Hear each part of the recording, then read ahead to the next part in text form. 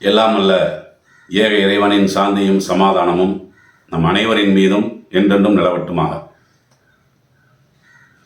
அன்பனிய சமூக வலைதள நண்பர்களே, இந்து நண்பர்களே, நாத்திக நண்பர்களே, ஆண்களே பெண்களே, யாராக இருந்தாலும் இது அவர்களுக்கு பயனுள்ள ஒரு தகவல் தான். அதுக்காக தான் நம்ம எல்லாத்தையுமே என்ன செய்யலாம், பொதுவாக இதில் அழைக்கிறோம். 15/2/2024 அன்று இந்த வீடியோ பதிவாக்கப்படுகிறது. பொதுவாக முஸ்லிம் சமுதாயத்திற்கு மார்க்க ரீதியாக பலவிதமான சந்தேகங்கள் இருக்கும். அதில் பல சந்தேகங்களை என்ன செய்வாங்கன்னா மார்க்க அறிஞர்கள்ட்ட கேட்ட விட தெரிஞ்சுக்குவாங்க. இன்னும் சில சந்தேகங்கள் ஏற்படும். அதை கேட்கறதுக்கு ரொம்ப தயங்குவாங்க. இந்த உறுத்தல் நம்ம சொல்லுவோம் பார்த்தீங்களா, இதை நம்ம போய் கேட்கலாமா அப்படின்னே உங்களுக்கு உறுத்திக்கிட்டு இருக்கோம். ஏன்னா இந்த கேள்வியை கேட்டால் நம்மளை தப்பாக நினைப்பாங்களோங்கிற ஒரு பயம் இருக்கும். இந்த கேள்வியை கேட்டால் நம்ம இஸ்லாத்துக்கு விரோதமான கேள்வியை கேட்குறோமோ அப்படி அவர்கள் நினைத்து கொள்வார்களா அப்படிங்கிற மாதிரியான பயமும் இருக்கும். அதனால் சில கேள்விகள் சந்தேகங்கள் உள்ளத்தில் இருக்கும். அதை வெளியே என்ன செய்ய மாட்டாங்க, கேட்க மாட்டாங்க. காரணம் என்னென்னா இந்த உறுத்தல் இருக்கிற காரணத்தினால தான். பொதுவாக இது மாதிரியான உறுத்தல்கள் இருக்கிறது நல்லது தான். ஆனால் என்னென்னா அதற்குன்னு ஒரு எல்லையை இஸ்லாமிய மார்க்கம் சொல்லித் தருகிறது. உதாரணமாக பார்த்தீங்கன்னா, இப்போ நபிகள் நாயம் அவர்கள் எந்த விஷயத்தில் சந்தேகம் கேட்கக்கூடாது, பெருசாக ஆய்வு பண்ணக்கூடாது அப்படிங்கிற மாதிரியாக சொன்னாங்களோ அதில் நம்ம என்ன செய்யக்கூடாது, நம்ம போய் அதில் சந்தேக பார்வையிலேயே பார்த்துட்டு இருக்கக்கூடாது. அவங்க சொன்னாங்கன்னா நம்புகிறோம் அப்படிங்கிற மாதிரி போயணுமே தவிர அது மாதிரியான விஷயத்தில் மூக்க நுழைச்சி பெரிய அளவுக்கெல்லாம் என்ன செய்யக்கூடாது, ஆய்வு பண்ணக்கூடாது. இப்போ புரியறதுக்கு சொல்கிறதா இருந்தால் நம்ம இப்போ இந்த விதி நம்பிக்கைன்னு நம்ம சொல்கிறோம். இஸ்லாமிய மார்க்கத்தினுடைய நம்பிக்கைகளில் ரொம்ப முக்கியமான நம்பிக்கை என்னது, விதிங்கிற ஒரு நம்பிக்கை. விதினா என்ன, இதுவரை நடந்தது, இப்போது நடப்பது, இனிமேல் நடக்கவிருப்பது, இது எல்லாமே இறைவன் தீர்மானித்த அடிப்படையில் தான் நடந்து கொண்டிருக்கிறது அப்படிங்கிறது தான் விதிங்கிற ஒரு நம்பிக்கை. இது இஸ்லாத்தில் மட்டுமில்லை, எல்லா மதத்திலும் இந்த நம்பிக்கை இருக்கிறது. சொல்லுவாங்கல்ல, அவனுடைய தலைவிதின்னு சொல்கிறாங்கல்ல, அதுதான் விதிங்கிறது. எல்லாத்தையுமே இந்த நம்பிக்கை இருக்கிறது. என்ன நாத்தியர்கள் என்னன்னா அதுக்கு வேற ஒரு பேரை வச்சுக்குவாங்க. இது எல்லாமே இயற்கையின் அடிப்படையில் நடக்குன்னு சொல்கிறாங்க பார்த்தீங்களா. அப்போ அந்த இயற்கைங்கிறது என்ன அதெல்லாம் நம்ம உள்ளே போக வேணாம். ஆனால் எல்லாமே வேற ஒன்று மேலே என்ன செஞ்சிருவாங்கன்னா பழியை போட்டுருவாங்க. அது ஆன்மீக நம்பிக்கைவாதிகளாக இருந்தால் விதி மேலே பழியை போட்டுருவாங்க. நாத்தியர்களாக இருந்தால், இப்போ ஒரு நாத்தியர் மருத்துவராக இருக்கிறாருன்னு வைங்களேன், அவர்கிட்ட ஆப்ரேஷனுக்கு 2 பேர் இறந்து போயிட்டாங்க. இப்போ அவர் என்ன சொல்லுவார், இந்த மாதிரி நம்மளும் நல்லா முயற்சியெல்லாம் பண்ணி பார்த்துட்டோம், என்னதான் இருந்தாலும் நம்மளுக்கு மேலே அப்படின்னு பாரு. அந்த நம்மளுக்கு மேலேங்கிறதுக்கு மேலே தான் அவருக்கு என்ன இருக்குதுன்னு அவருக்கு தெரியல, அவர் குழம்பு கிடக்கிறாரு. அப்போ என்னதான் இருந்தாலும் இயற்கையை மீற முடியுமான்றுவார். அப்போ யாராக இருந்தாலும் இந்த விதிங்கிற நம்பிக்கை இருக்குது பார்த்தீங்களா, அந்த நம்பிக்கை உலகத்தில் இருக்கிறது. ஆனால் இஸ்லாம் அதில் கொஞ்சம் வேறுபட்டது. ஏன்னா அந்த நம்பிக்கையை இந்த ஆலமரம் மாதிரி என்ன செய்யுது, ரொம்ப அழுத்தமாக ஒரு முஸ்லீம் இந்த விதியை நம்பணுங்கிறது இஸ்லாம் சொல்லுகிறது. இன்னும் அவ்வளவுமா ஹலக்கல்லாஹ் கலம், முதல்ல இறைவன் படைச்சதே பேனாதான். நபிகள் நாயம் அவர்கள் சொல்கிறாங்க, வேற எதையுமே படைக்கலை. இறைவன் முதல்ல படைச்சது என்னது, பேனாவை தான் படைச்சான். படைச்சிட்டு உக்குத்துப்புன்னு சொன்னானா பேனாவை பார்த்து, நீ எழுதுன்னு சொன்னானா. அப்போ பேனா கேட்டுச்சான், ரப்பி வமாதா அக்குத்து, என்ன தண்ணி எழுத சொல்கிற அப்படின்னு இறைவன்ட்ட பேனா கேட்டுச்சான். அப்போ இறைவன் சொன்னானா, உக்குத்து மக்காதீர் குள்ளி செய்து ஹத்தா தக்குமஷா, இந்த பிரபஞ்சம் அழியக்கூடிய நாள் வரை என்னவெல்லாம் ஏற்படும், இன்னைக்கு இது ஏற்படும், இன்னைக்கு இது ஏற்படாது, இன்னொரு இது வரும், அவனுக்கு அது வரும், உலகத்தில் இப்போ இது இந்த சூழலில் இப்படி இருக்கும், அந்த சூழலில் அப்படி இருக்கும், ஒவ்வொரு செகண்டுக்கும் விளங்குதுங்களா, எல்லாத்தையுமே இறைவன் என்ன பண்ணிட்டான், எழுதி வச்சுட்டான். அப்படிங்கிற அளவிற்கு இஸ்லாமிய மார்க்கம் இந்த விதியை ரொம்ப அழுத்தமாக என்ன செய்கிறது, நம்ப சொல்கிறது. இதில் என்னன்னா, இப்போ இந்த விதியை நீங்கள் சிந்திச்சு பார்த்தீங்கன்னு வைங்களேன், சில நேரம் உங்களுக்கு குழப்பமாகவே இருக்கும். அது என்னன்னே உங்களுக்கு புரியாது, என்னடா விதிங்கிறாங்க அப்படின்னு சொல்லி அதில் ஒரு குழப்பமாகவே இருக்கும்.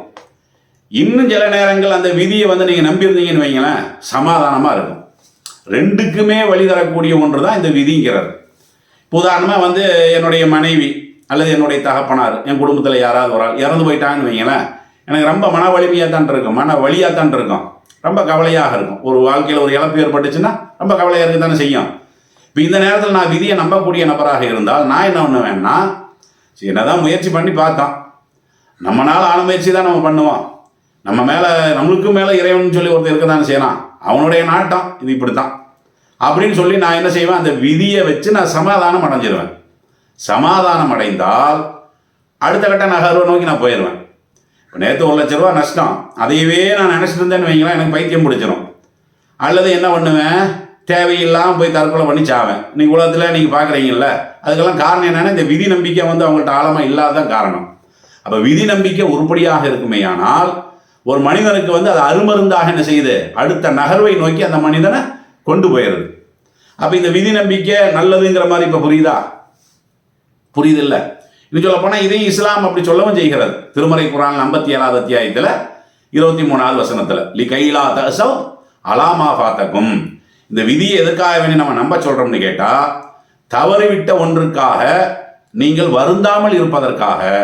உங்களை விட்டு எது போயிருச்சோ அதை நினச்சிக்கிட்டே நீங்கள் வருத்தப்பட்டுக்கிட்டே இருப்பீங்க. வருந்தாமல் இருக்கணும்னு சொன்னால் நீங்கள் என்ன நம்பணும், இது இறைவனுடைய தீர்மானம், இறைவன் எழுதி வச்ச பிரகாரம் தான் நடக்கும், அந்த மாதிரி தான் இது நடந்திருக்குது, இதுக்கு மீறி நம்மளுக்கு என்ன பண்ண முடியும் அப்படின்னு சொல்லி நீங்கள் முடிவெடுத்துட்டீங்கன்னா சமாதானம் அடையுது இல்லை. அதை தான் இறைவன் சொல்கிறான், நீ கையிலா தசவ் அலாமா ஃபாத்தக்கும், உங்களை விட்டு எது தவறி விட்டதோ அதை நினைத்து நீங்கள் வருந்தாமல் இருப்பதற்காகவும், வலா தஃபரஹு பிமா ஆத்தாக்கும், இறைவன் உங்களுக்கு எதை கொடுத்தானோ அதை நினைத்து நீங்கள் ஆணவம் கொள்ளாமல் இருப்பதற்காகவும். ஒருத்தன் கோடிக்கணக்காக பணம் வந்துட்டே இருந்துச்சுன்னு வைங்களேன், பெரிய பதவி கிடச்சிருச்சுன்னு வைங்களேன், அவனுக்கு நம்மனால தான், நம்மளுடைய வல்லமையினால தான் ஆணவம் வரும் இல்லை. அதுவும் இறைவனுடைய விதியில் உட்பட்டதான். இறைவன் நினச்சி தான் உனக்கு அதிகாரம் வந்திருக்குது, இறைவன் தீர்மானிச்சு தான், அவனுடைய தீர்மானத்தின் அடிப்படையில் தான் அவன்கிட்ட செல்வங்கள் இருக்குது. இதில் நீ என்னதுக்கு பெருமை அடையில, ஆணவம் அடைகிற அப்படின்னு சொல்லி அவனுடைய ஆணவத்தை குறைக்குது இல்லை அந்த விதி நம்பிக்கைங்கிறது. அப்போ இதுக்காக வேண்டி தான் விதியை நம்புமாறு இஸ்லாமிய மார்க்கம் என்ன செய்கிறது, ரொம்ப அழுத்தமாக சொல்லித் தருகிறது. அப்போ இந்த விதத்தில் பார்த்தீங்கன்னா விதி நம்பிக்கை அது நல்லது மாதிரி நம்மளுக்கு என்ன செய்யுது, உண்மையிலே நல்லது தானே. இன்னொரு வாரத்தில் யோசிச்சு பாருங்க, அது வந்து நம்மளுக்கு தேவையில்லாத குழப்பத்தை உருவாக்கிட்டே இருக்கும். உதாரணமாக ஒரு திருடுறான்னு வைங்களேன், திருடுறான், ஏன்டா திருடுறேன்னு நம்ம போய் அவன்கிட்ட கேட்போம். அவன் என்ன சொல்கிறான், நீ தானே சொன்ன எல்லாம் கடவுள் எழுதி வச்ச அடிப்படையில் தான் நடக்கும், நீ தானே சொன்ன, அதுக்கு வேறு தானே விதிங்கிறது. நான் திருடணும்னு கடவுள் எழுதி வச்சுட்டான், நான் திருடிட்டேன். நான் விபச்சாரம் பண்ணணும்னு கடவுள் எழுதி வச்சுட்டான், நான் விபச்சாரம் பண்ணிட்டேன் அப்படின்னு சொல்லி தன்னுடைய தவறுகளை என்ன செய்வானா விதியின் மேலே பழி போட்டு அவன் என்ன செய்வான், நியாயப்படுத்துவான்.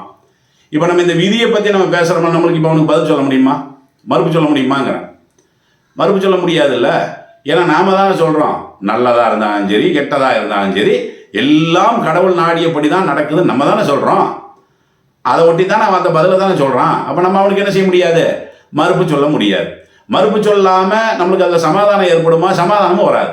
இப்போ பார்த்தீங்கன்னா இந்த வகையில் பார்த்தீங்கன்னா ஒட்டுமொத்தமாக நம்மளுக்கு வெறும் குழப்பமாகவே இருக்குது, இருக்கத்தானே செய்யுது. இன்னும் சொல்ல போனால் இதனால தான் வந்து இந்த நாத்திகர்கள் இருக்கிறாங்கல்ல, இவங்க என்ன பண்ணுவாங்கன்னா கிறுக்குத்தனமாக சும்மா போட்டு விதியை போட்டு நம்பிக்கிட்டு இருக்கிறானு. என்ன விதி, எல்லாம் கடவுள் ஏற்பாடு பண்ண மாதிரி தான் இங்கே நடந்துக்கிட்டு இருக்குதா, அப்போ விதிங்கிறதெல்லாம் கிடையாது அப்படிங்கிற மாதிரி என்ன செய்வாங்க. இதை வச்சே காலகாலமாக என்ன செஞ்சுட்டு இருந்தாங்க நாத்திகர்கள், இந்த ஆத்திகர்களை எல்லாம் கிண்டல் பண்ணிட்டு இருந்தாங்க, விளங்குதுங்களா. ஆனால் இன்றைக்கு அவர்களே அந்த கிண்டலுக்கு சொந்தக்காரங்களாக மாறிட்டாங்க. காரணம் என்ன, அறிவியல் இருக்கு பார்த்தீங்களா, அறிவியலும் கூட இந்த மாதிரி விதியின் அடிப்படையில் தான் ஒவ்வொன்றினுடைய செயல்பாடும் இருக்கிறது அப்படிங்கிறத நிரூபணம் பண்ணி இருக்குது, விளங்குதுங்களா. இது வந்து மூட நம்பிக்கை கிடையாது. எது நம்ம இந்த விதின்னு நம்ம சொல்கிறோம்ல, எல்லாமே எழுதி வைத்த ப்ரோக்ராமின் அடிப்படையில் தான் நடக்கிறதுங்கிறது. அது வந்து நம்ம விதி நம்ம சொல்கிறோம்ல, அதை வந்து அறிவியலே என்ன செய்யுதுன்னா நிரூபிச்சிருக்கிறார். இதுக்கு பெருசாக ஆதாரமெல்லாம் வேணாம். இப்போ 2வது மாதம் 2ஆம் தேதி 4ஆம் மாதம் 2013 பிபிசின்னு சொல்லி ஒரு செய்தி நீங்கள் பார்த்துருக்குறீங்கல்ல, அதில் வந்த தகவலை தான் நான் சொல்கிறேன். அந்த தகவலுக்கான தலைப்பு, அந்த செய்திக்கான தலைப்பு என்னன்னு கேட்டால், மூளை ஸ்கேன் மூலம் எதிர்கால குற்றவாளிகளை அடையாளம் காணலாம். இந்த தலைப்பில் என்ன செஞ்சுருக்கிறாங்க, ஒரு கருத்தை போட்டிருக்கிறாங்க. அதை நான் படித்த காட்டு. ஒரு குற்றவாளி மீண்டும் குற்றமிழைக்க வாய்ப்பு உள்ளதா இல்லையா என்பதை அவரது மூளையை ஸ்கேன் செய்வதன் மூலம் கண்டறிய முடியும் என்று ஆய்வுகள் காட்டுகின்றன.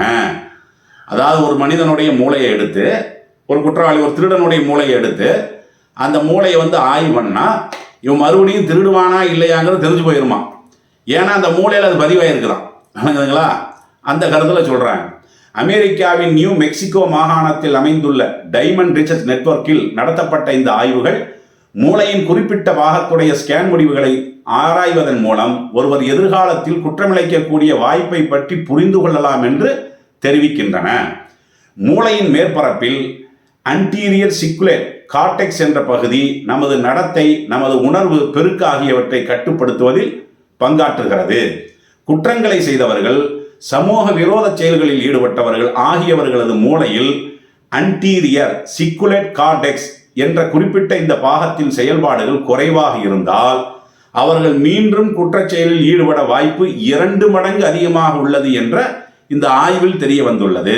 எதிர்காலத்தில் குற்றவியல் நீதி கட்டமைப்பு செயல்படும் விதம், குற்றவாளிகள் கையாளப்படும் விதம் போன்றவற்றில் இந்த ஆய்வின் முடிவு பெரிய தாக்கத்தை ஏற்படுத்த வல்லது என டைமண்ட் ரிசர்ச் நெட்வொர்க்கில் மொபைல் இமேஜிங் பிரிவின் இயக்குநராகவும் நியூ மெக்சிகோ பல்கலைக்கழகத்தில் பேராசிரியராகவும் இருக்கும் கென் கியல் கூறுகிறார்.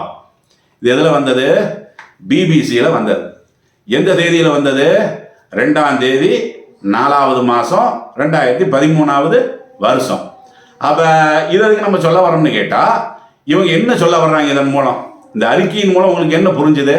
அதாவது இப்போ ஒருத்தவங்க திருடுறான்னு வைங்களேன், ஒருத்தன் விபச்சாரம் பண்ணுறான், இன்னொருத்தன் வந்து வேற மாதிரியான, அது நல்லதுக்கு கெட்டதுக்கு எல்லாத்துக்கும் தான். ஆனால் இவங்க கெட்டதுக்கு வந்து முன்னுதாரணம் சொல்கிறாங்க. இப்போ ஒருத்தன் திருடுறான்னு வைங்களேன், நாம் என்ன சொல்லுவோம்? அவனைத்தான் நம்ம திருடன்னு சொல்லுவோம். உதாரணமாக அன்பரசுன்னு ஒருத்தன் திருடிட்டான், அப்போ நம்ம என்ன செய்வோம்? அவனை நம்ம குற்றவாளிம்போம், அன்பரசு திருடன்போம். ஆனால் இந்த கண்டுபிடிப்பின் பிரகாரம், இந்த அறிவியல் கண்டுபிடிப்பின் பிரகாரம் அவன் குற்றவாளி இல்லை. ஏன்னா அவனை குற்றம் செய்ய வச்சது அவனுடைய மூளையினுடைய நரம்பு இருக்குல்ல, அதில் சுரக்கக்கூடிய ஒரு ஹார்மோன் தான் அவனை வந்து அந்த குற்றம் செய்ய வச்சிருக்கான். அதாவது மூளை இருக்குது பார்த்தீங்களா, எல்லாத்துக்குமே மூளை இருக்குது. இப்போ அது வந்து திருடுறான்னு வைங்களேன், அந்த திருட்டை தூண்டுவதற்குரிய ஹார்மோன் அவனுடைய மூளையில் என்ன செய்யும்? அவனுக்கு வந்து அதில் உருவாகும். அது உருவானதுக்கப்புறம் தான் அவன் திருடுவான். இப்போ எனக்கு வந்து அந்த ஹார்மோன் உருவாகாது, நான் திருட மாட்டேன். அதே மாதிரி ஒருத்தர் விபச்சாரம் பண்ணுறான்னு வைங்களேன், அந்த மூளையினுடைய நரம்புகள் வந்து சில ஹார்மோன்களை உருவாக்குகிறாரு, அதனால் அவன் விபச்சாரம் பண்ணுறான். எனக்கு அது உருவாகாது, அதனால் நான் பண்ண மாட்டேன். எல்லா விஷயத்துக்கும் இதுதான், நல்லதும் சரி கெட்டதும் சரி, எந்த ஒரு காரியத்தை மனிதன் செய்தாலும் அது அந்த மனிதனா திட்டம் போட்டெல்லாம் பண்ணுறதில்ல. திட்டம் போட்டுன்னா அது மனிதன் சிந்திச்சு தான் திட்டம் போட்டு பண்ணுவான். இது மனிதனுடைய அம்சமே இல்லை. அந்த இதில் வந்து என்ன செய்யுது? அந்த ஹார்மோன் உருவாகிற காரணத்தினால தான் அதுக்கு ஏற்றபடி மனிதனுடைய செயல்பாடுகள் அமைகிறது. இது என்ன? இதுக்கு பேர் தான் விதிங்கிறது. விதின்னு நம்ம சொல்கிறோமா இல்லையா? அந்த விதியை வந்து எப்படி நேரடியாக ஒத்துருக்கிறாங்கன்னு பாருங்கள். இப்போ நாத்தியர்கள் இதுக்கு என்ன பதில் சொல்ல போகிறாங்க? என்ன பதில் சொல்லுவீங்கிறேன். அப்போ இது வந்து பிபிசியில் வந்த தகவல், இது நம்ம நேரடியாகவே அந்த தகவலை நம்ம வச்சிருக்கிறோம். இதே மாதிரி 6/5/2012 நரம்பியல் நிபுணர் கணபதி அப்படிங்கிற ஒரு மருத்துவர் என்ன செஞ்சிருக்கிறான்னா, அவரும் இதை பற்றி என்ன செஞ்சிருக்கிறாருன்னா ஒரு அறிக்கையை போட்டிருக்கிறாராம். நீங்கள் அந்த பத்திரிகை ஹிந்துங்கிற பத்திரிகையில் 6/5/2012 வந்துதான். இது நம்ம நேரடியாக பார்க்கல, தகவலை தான் நான் கேட்டேன். அதை நீங்களும் பார்த்துங்க, அதுக்கு தான் அந்த டேட்டா நான் சொல்கிறேன். அப்போ அவர் என்ன சொல்ல வர்றாருன்னு கேட்டால், இன்றைக்கி வந்து உலகத்தில் எத்தனையோ விதமான இப்போ தீவிரவாதிகள் இருக்கிறாங்களா, தீவிரவாதிகள் பயங்கரவாதிகள் இப்படியெல்லாம் இருக்கிறான் பார்த்தீங்களா? இப்போ இதுக்கெல்லாம் காரணம் அவங்க கிடையாது, அவங்க மூளையில் இருக்கக்கூடிய நரம்புகளுடைய அந்த ஹார்மோன் வந்து அவங்கள அப்படி வேலை செய்ய வைக்குது. அப்போ எல்லாமே எல்லாத்தினுடைய செயல்பாடுகளுக்கு மனுஷன் வந்து என்ன இல்லையா, அவன் மூல காரணம் இல்லையா, அவன் உடம்புல பெருசாக இல்லை, எச்சில் ஊறுதான். இப்போ நான் திட்டம் போட்டால் அந்த எச்சில் ஊற வச்சுட்டு இருக்கிறேன் நாக்கில், எனக்கே தெரியாது இல்லை என் நாக்கில் எச்சி ஊறுறத. அப்போ உங்களுக்கே தெரியாது, உங்கள் நாக்கில் இப்போ எச்சி ஊறதானே செய்யுது, உங்களுக்கு ஊறதானே செய்யுது. இதில் உங்களுடைய திட்டம் என்ன இருக்குது? திட்டம் ஒன்றும் இல்லை, ஆனால் உங்களை மீறி அது நடந்துகிட்டு இருக்கு. இல்லைங்களா? உங்களை மீறி நடந்துகிட்டு இருக்குது, அது உங்கள் வாயில தான் இருக்குது, இருக்கா இல்லையா? அதே மாதிரி தான் எந்த ஒரு காரியம் இந்த உலகத்தில் நடந்தாலும் சரி, மனுஷனை வச்சு ஆராய்ச்சி. இது வந்து சின்ன ஆராய்ச்சி இல்லை, இது சும்மா இந்த பேப்பர் படிச்சுக்கிட்டு உண்டான ஆராய்ச்சி இல்லை. அப்போ இதற்கான பலவிதமான இந்த குற்றவாளிகள் எல்லாம் இருப்பாங்கள்ல, அவர்களுடைய மூளையினுடைய நரம்புகள் ஆய்வு பண்ணுறது, இப்படி பல மருத்துவர்கள் என்ன செஞ்சுருக்கிறாங்க, இதில் பல விஞ்ஞானிகள் ஒன்று சேர்ந்து இந்த மாதிரி திருடக்கூடியவன், விபச்சாரம் பண்ணக்கூடியவன், களவு செய்யக்கூடியவன், தீவிரவாதி, பயங்கரவாதி, இவர்களுடைய மூளையினுடைய அந்த செயல்பாடுகள், அதில் சுரக்கக்கூடிய அந்த ஹார்மோன்கள், இதெல்லாம் வச்சு தான் என்ன செஞ்சுருக்கிறாங்க, இந்த ஒரு முடிவுக்கு வந்திருக்கிறாங்க. என்ன முடிவுக்கு? எதுவுமே மனிதன் வந்து சுயமாக செய்கிறது இல்லை, அவனை வந்து செய்யுமாறு அப்படி ஒரு ப்ரோக்ராம் அதில் இருக்குதுங்கிறாங்க. வேற ஒன்றும் இல்லை, ப்ரோக்ராம் இருக்குல்ல, அந்த ப்ரோக்ராமின் அடிப்படையில் தான் மனிதனுடைய செயல்பாடுகள் இருக்குதுங்கிறான். அந்த ப்ரோக்ராம் தான் விதிங்கிறது. விளங்குதுங்களா? இதில் கூட இந்த நரம்பியல் நிபுணர் இருக்கிறார்ல கணபதி, அவர் கூடுதலாக என்ன சொல்கிறாருன்னு கேட்டால், வருங்காலத்தை நினைச்சா இன்னும் பயமா இருக்குங்கிறார். ஏன் இப்போ கூட வந்துருச்சாமில்ல, அதாவது புகைப்படவியல், நரம்பவியல் அப்படின்னு சொல்லி ஏதாவது புகைப்படமெல்லாம் வந்துருச்சான். அந்த நரம்புல வந்து அந்த ஹார்மோன் சுரக்கிறதா இருக்குது பார்த்தீங்களா, அதெல்லாம் வந்து புகைப்படம் எடுக்கக்கூடிய காலத்தில் நம்ம வாழ்ந்துகிட்டு இருக்கிறோம். இப்போ ஒருத்தனை வந்து நம்ம திருடன் நம்ம பிடிக்கிறோம், அவன் மேலே நம்ம கேஸ் போட்டாச்சு, சாட்சியோடு கொண்டு போய் நிறுவனமும் பண்ணியாச்சு, கொண்டு போய் நம்ம போய் கோர்ட்டில் நம்ம நிறுத்தணும்னு வைங்களேன், அவன் என்ன பண்ணுவான்னா அவனுடைய மூளையை அந்த அந்த நரம்பு இருக்குல்ல அதெல்லாம் வந்து ஸ்கேன் பண்ணி எடுத்து அதை கொண்டு போய் காட்டுவானா நீதிபதிகிட்ட, இந்த குற்றத்தை நான் பண்ணலை, என் மூளையில் சுரக்கக்கூடிய அந்த ஹார்மோன் தான் என்ன செஞ்சுருக்குது, இதை வந்து தூண்டி விட்டுருக்குது. நம் கோட்டால் அவர்களே இப்போ சொல்லுங்கள், நான் வந்து குற்றவாளியா அல்லது அந்த ஹார்மோன் குற்றவாளியான்னு கேட்பானா. அதை வச்சு என்ன செய்வானா, அவன் மேலே போட்ட கேஸையெல்லாம் உடச்சி தள்ளுவானா. இப்படி ஒரு சூழ்நிலையும் வரும் அப்படின்னு சொல்லி இது வந்து உங்களுக்கு வந்து நம்புறதுக்கு வந்து வித்தியாசமாக இருக்குல்ல, இது அறிவியலுங்கிறது. அப்போ அறிவியல் பாருங்க, முரண்பாடையும் சேர்த்து தான் சொல்கிறாங்க. அதான் இதுக்கு வந்து இவங்களுக்கு தீர்வு தெரியல. எதுக்கு இந்த விஷயத்தை இவங்க சொல்கிறாங்களே தவிர இஸ்லாத்தில் இதுக்கு தீர்வு இருக்கிறாரு. இஸ்லாம் என்ன தீர்வு சொல்லி இருக்குது, இதுவரை என்ன நடந்து முடிந்ததோ அதுக்கு தான் நீங்கள் விதியை பேசணும், இனிமேல் நடக்கவிருக்கிறதுக்கு விதியை பேசக்கூடாது. இப்போ நீ திருடியாச்சு, திருடனா என்ன திருடங்கிறது நான் பார்த்தாச்சு, இப்போ நான் என்ன பண்ணணும்னு தான் நான் யோசிப்பேனே தவிர அது ஏன் நீ இதுன்னு நான் பார்க்க மாட்டேன், அப்படி பார்க்கக்கூடாது அப்படின்னு சொல்லி இஸ்லாம் என்ன செய்யுது, அந்த விதி சம்பந்தமாக பேசுகிறது. முஸ்லீம்களுக்கு இதில் குழப்பம் இல்லை. இப்போ இதில் பெரிய குழப்பம் யாருக்குன்னா இந்த நாத்திகர்களுக்கு தான். இவங்க இதில் என்ன விட சொல்லுவாங்க, அப்போ இதை வச்சு தானே கிண்டல் பண்ணாங்க, விதியை நம்பினீங்கன்னா அதில் முரண்பாடு இருக்குது, ஏற்றுக்கொள்ளாத விஷயங்கள் இருக்குதுன்னு சொல்கிறீங்கல்ல, அதனால் நீங்கள் நம்பக்கூடாதுங்கிறீங்கல்ல, அப்படி தான் நம்பணும்னு இப்போ விதி அறிவியல் சொல்லுது. இப்போ என்ன பண்ணுவீங்க, அப்போ குழப்பமாக இருக்கா இல்லையா? அதனால தான் இஸ்லாம் என்ன செய்யுதுன்னு கேட்டால், இதை அளவாக என்ன செய்யுது, எதுக்கு நீங்கள் இந்த விதியை பேசணும், எதுக்கு பேசக்கூடாது, விதியில் நீங்கள் சர்ச்சையே பண்ணக்கூடாதுன்னு இஸ்லாம் அடிப்படையில் என்ன செஞ்சிருச்சு. நபிகள் நாயகம் அவர்கள் ஒரு தடவை வரக்கூடிய நேரத்தில் சஹாபாக்கள் கூட என்ன செய்கிறாங்கன்னா இந்த விதி சம்பந்தமாக தர்க்கம் பண்ணிட்டு இருக்கிறாங்க. குர்ஆனுடைய வசனங்களை எடுத்துட்டு ஒரு ஆள் இந்த வசனத்தில் இப்படி இருக்குதுங்கிறார், இன்னொரு ஆள் அந்த வசனத்தில் அப்படி இருக்குது, முரண்பாடு மாதிரியே பேசிட்டு இருக்கிறாங்க. இதை நபிகள் நாயகம் அவர்கள் பார்க்கக்கூடிய நேரத்தில் ஹபுர் ருமான், அதாவது அவர்களுடைய அந்த மினல் கலர் கோபத்தில் வந்து முகமே என்ன செஞ்சு போச்சுன்னா ரொம்ப அப்படி செவந்து போச்சான். செவந்துட்டு தான் நபிகள் நாயகம் சொல்கிறாங்க, மாலக்கும் தகுதி போன கிதாப் அல்லா பாலஹு பிபால், இறைவனுடைய வார்த்தைகள் இருக்கிறத அதில் ஒரு வசனத்தை இன்னொரு வசனத்தோடு நீங்கள் மோத விடுகிறீர்களா, அப்போ இதெல்லாம் கூடாது, இதில் எல்லாம் சர்ச்சை பண்ணக்கூடாதுன்னு சொல்லி நபிகள் நாயகம் அவர்கள் என்ன பண்ணியிருக்கிறாங்க, விதி சம்பந்தமாக சர்ச்சை பண்ணக்கூடாதுன்னு தடுத்துருக்கிறாங்க. வாங்குதுங்களா? அதனால் விதியை நம்பணும், விதியில் மட்டும்தான் நம்ம என்ன செய்யக்கூடாது, சர்ச்சை பண்ணக்கூடாது தவிர இஸ்லாமிய மார்க்கத்தினுடைய வேற பல விஷயங்கள் இருக்கு, அதில் எல்லாத்துலேயுமே நம்ம ஆய்வு பண்ணலாம். ஆய்வு பண்ணல நம்ம புதிய முடிவுகள் கூட என்ன செய்யலாம், எடுக்கலாம். முக்கியமான விஷயம் என்னன்னா குர்ஆன் ஹதீஸுக்கு விரோதமாக இருக்கக்கூடாது, அவ்வளோதான் அதில் உள்ள. இதை புரிந்தவர்கள், பிறர்களும் புரிய வேண்டும் என்று விரும்பக்கூடியவர்கள் இந்த செய்தியை பிற மக்களுக்கு என்ன செய்யுங்க, கொண்டு போகலாம். அஸ்ஸலாமு அலைக்கும்.